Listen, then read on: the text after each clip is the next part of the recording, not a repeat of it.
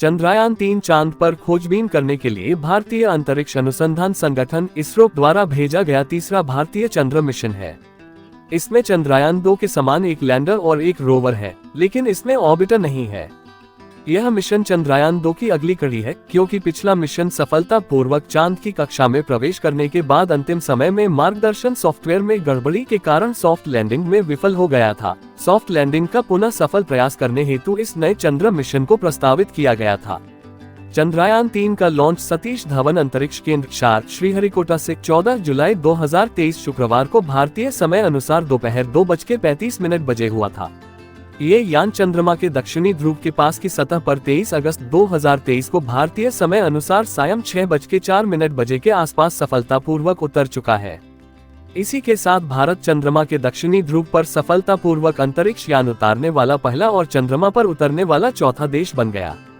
चंद्रमा पर soft landing की काबिलियत प्रदर्शित करने के लिए चंद्रयान कार्यक्रम के दूसरे चरण में इसरो ने एक ऑर्बिटर, एक लैंडर और एक रोवर से युक्त लॉन्च वाहन मार्क 3 LVM-3 नामक लॉन्च वाहन पर चंद्रयान-2 लॉन्च किया।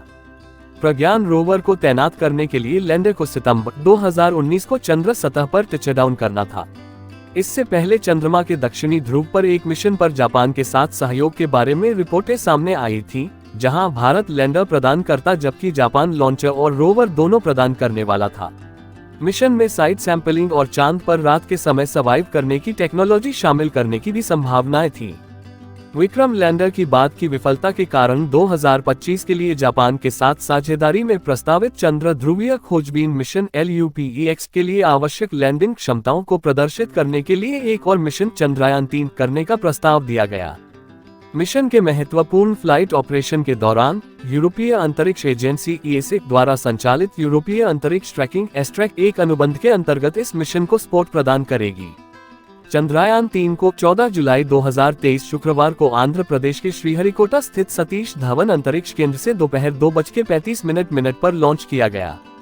इसरो ने चंद्रयान-3 मिशन के लिए 3 मुख्य उद्देश्य निर्धारित किए हैं, जिनमें शामिल है लैंडर की चंद्रमा की सतह पर सुरक्षित और सॉफ्ट लैंडिंग कराना, चंद्रमा पर रोवर की विचरण क्षमताओं का अवलोकन और प्रदर्शन, चंद्रमा की संरचना को बेहतर ढंग से समझने और उसके विज्ञान को अभ्यास में लाने के लिए चंद्रमा की सतह पर उपलब्ध रासायनिक और प्राकृतिक तत्वों, मिट्टी, पानी आदि पर वैज्ञानिक प्रयोग करना।